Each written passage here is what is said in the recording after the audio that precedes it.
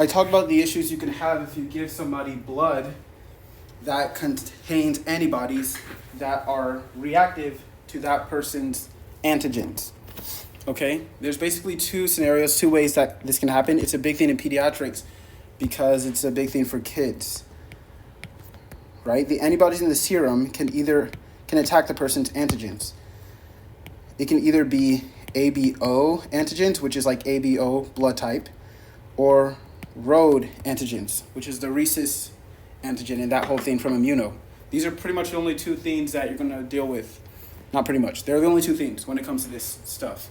So if somebody has a type O blood type, it means their blood doesn't have A or B. It has zero antigen. It doesn't have any antigen, which means there's nothing to attack, which means nobody can attack them. So you can give them any kind of blood and they're not going to get hurt. If somebody has a B-type antigen, then you need to give them antibody that is not going to attack B. So you have to give them blood of somebody who also is B.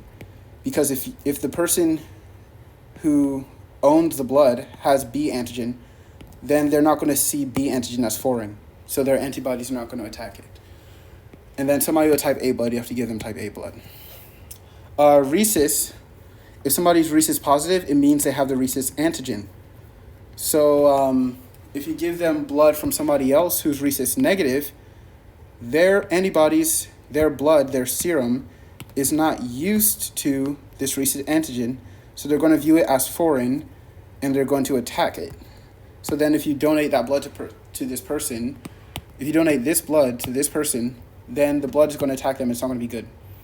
Or if you donate this blood to this person with all the antigens and stuff in their cells, then the person is going to attack the blood. So if the person attacks the blood, that's bad. If the blood attacks the person, that's bad.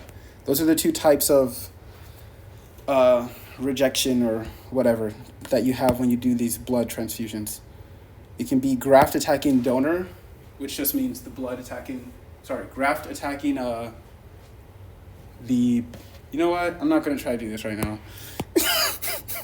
Whatever. I just explained what happened. So, the vocab and everything, that will come. Learn that. Okay, so that's blood. Heme is mainly about the solid. Why did I say heme refers to the solid component? Even though you're going to learn about both in the class, it's because when you're taking your STEP and your MBMEs and your UWorld, the lab values are split into 4 categories. Heme, blood, like urine, and CSF. Blood, the fluid of the body. Urine, the fluid of the toilet, because it's a part of your blood that you want to get rid of. And then CSF, the fluid of the brain. And then heme is just a component of blood. So they separate out this solid component of blood, the 3 cells, red, white, and pink. They separate out those lab values and call them heme. And then they use blood. In blood, they just list the rest, which is the serum values. And all the blood chemistry and the blood levels of sodium, potassium, bicarb, glucose, chloride, all that stuff. So that's why I was saying heme tends to refer more to the solid component. So that's heme.